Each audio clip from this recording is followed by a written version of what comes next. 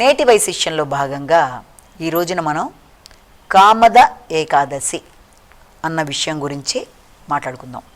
కామద ఏకాదశి చైత్రమాసంలో శుక్లపక్షంలో ఉగాది తర్వాత మనకు వస్తున్న మొట్టమొదటి ఏకాదశి కామద ఏకాదశి. ఈ కామద ఏకాదశి యొక్క విశిష్టత, కథ, దానితో పాటుగా ఈ రోజున మనం చేయవలసిన కార్యక్రమాలు ఏమన్నా ఉన్నాయా అన్న విషయాన్ని మనం తెలుసుకుందాం. మామూలుగానే ఈ యొక్క ఏకాదశుల్ని చూసుకున్నట్లయితే సంవత్సరంలో కృష్ణపక్షంలో ఒకటి, అలాగే శుక్లపక్షంలో అంటే శుక్లపక్షంలో ఒకటి, కృష్ణపక్షంలో ఒకటి చొప్పున 2 ఏకాదశులు చొప్పున సంవత్సరానికి మనకి 24 ఏకాదశులు, అధిక మాసం వస్తే మరొక 2 ఏకాదశులు ఇలా రావడం అనేది పరిపాటి.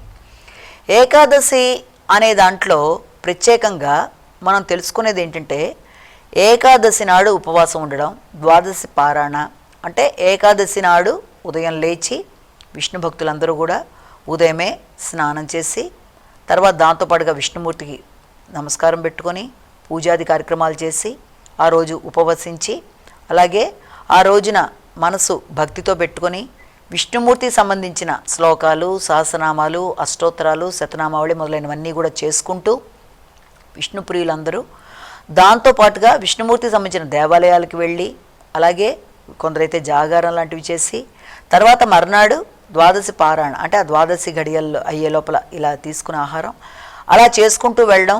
అలాగే ఈ సమయం అంతా కూడా విష్ణుమూర్తికి దగ్గరగా ఉంటూ ఆయన కోసం ఎక్కువ ఆలోచన చేస్తూ భక్తితో ఉండడం. ఉపవాసము అంటేనే భగవంతుడికి సమీపంలో ఉండడం అంటాం కనుక దాని అర్థం ఇది. అయితే ఈ యొక్క ఏకాదశుల్లో ముఖ్యంగా వచ్చే 24 ఏకాదశులు సాధారణంగా చైత్రమాసంలో వచ్చే ఏకాదశుల్లో మొట్టమొదటిగా దీన్ని చెప్పుకుంటాం కనుక దీని పేరులోనే కామద ఏకాదశి అని చెప్పి ఒక విశేషత అనేది మనం చూస్తాం. అంటే వ్యక్తికి దీంట్లో ఏ రకమైన కోరికలున్నా దానికి సంబంధించి ఈ ఏకాదశి నియమాలు పాటించుకొని చాలామంది అన్ని ఏకాదశులు పాటించేవాళ్ళు ఉంటారు, కొందరు కొన్ని మాత్రమే పాటించేవాళ్ళు ఉంటారు, కొన్ని సంవత్సరంలో వాళ్ళ అనుకూలత బట్టి 1-2 చేసేవాళ్ళు ఉంటారు. అది వాళ్ళ అవకాశాలు ఇష్టాలు బట్టి ఉంటుంది.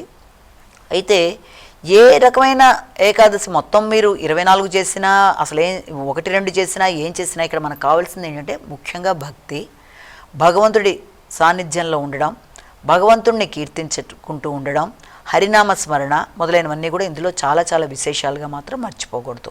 అది ఇక్కడ దీనిలో భావన. అంటే భగవంతుడికి సమీపంలో ఉంటూ కూడా మనం దానికి అననుకూలమైన కార్యక్రమాలు లాంటివి చేయడం, భగవంతుడి దగ్గరే ఉండి భగవంతుడి కోసం మేము ఈరోజు ఉపవాసం ఉన్నామంటూ మరొక విధంగా కష్టపెట్టుకునే మాటలు మాట్లాడడం, అలాంటి వ్యక్తులతో మనం ఉండడం, వాదోపవాదాలు ఇవన్నీ కాకుండా మానసిక ప్రశాంతత, మనసా వాచా కర్మేణ భగవంతుడిని మనసులో నిలుపుకోవడం ఏదన్నా దీని విశిష్టతగా చెప్తాం.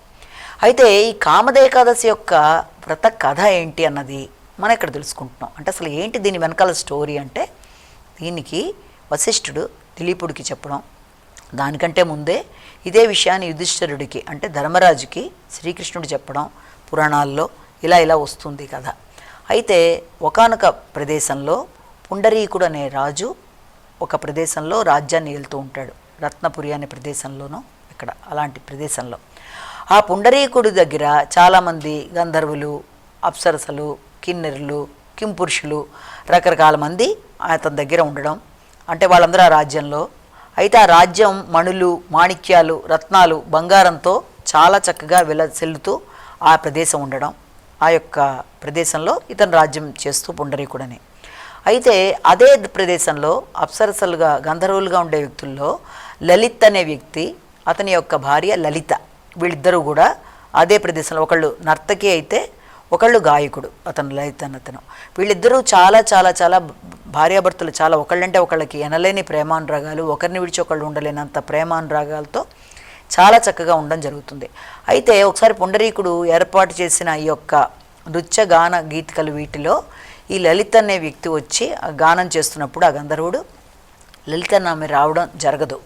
దానివల్ల అతని యొక్క శృతి తప్పడం, ఆమె రాలేదని ఆమె ఆలోచనలలో ఉండడం మొదలైనవి చేయడం బట్టి ఏమవుతుందంటే పుండరీకుడికి కోపం వస్తుంది. మరొక వ్యక్తిది గమనించి ఆయనకి చెప్పడం, దాంతో అతనికి కోపం వచ్చి ఈ లలిత్ని శపిస్తాడు. అంటే నువ్వు బ్రహ్మరాక్షసుడు రూపమైపోయి నరమాంస భక్షణ చేయమన్నట్టుగా ఒకానొక కథలాగా అతన్ని శపించడం జరుగుతుంది.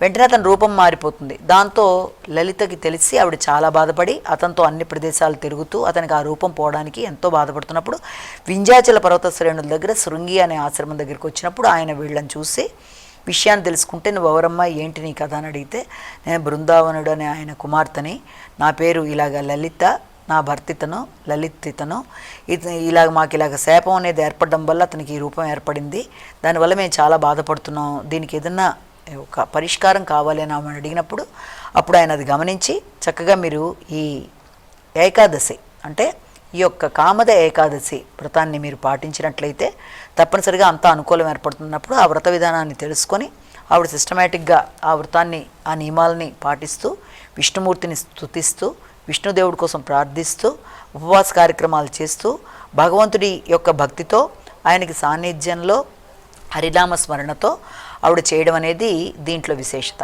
ఇవన్నీ చేయగా అది దానివల్ల అతనికి పూర్వపు రూపం పోయి చక్కగా మామూలు రూపంలోకి రావడం అనేది ఈ యొక్క ఏకాదశి, తర్వాత ద్వాదశ పారణ, తర్వాత హరినామ స్మరణ ఇవన్నీ చేసుకోవడంతో అతనికి పూర్వపు రూపం పోయి వచ్చేయడం, మామూలు రూపం పోవడం. ఇది అంటే ఈ కథలో విశిష్టత ఏం చెప్తున్నారు అంటే భగవంతుడిని కీర్తించడం, అలాగే మనసా వాచా కర్మేణ భగవంతుడిని పూజ చేయడం వల్ల, దేవుడి నామస్మరణ వల్ల, ఉపవాసాది నియమాలు ఆ నమ్మకంతో చేసుకుంటూ భగవంతుడిని కీర్తించుకోవడం వల్ల కోరికలు తీరడం, ఎంత ఇబ్బందికరమైన వాతావరణాన్నైనా అధిగమిస్తూ అనుకున్నవి సాధించడానికి ఒక బలం అనేది ఏర్పడడం, వ్యక్తికి ఏర్పడే ఆ బలం పుణ్యబలం ద్వారా సాధించుకోగలడు.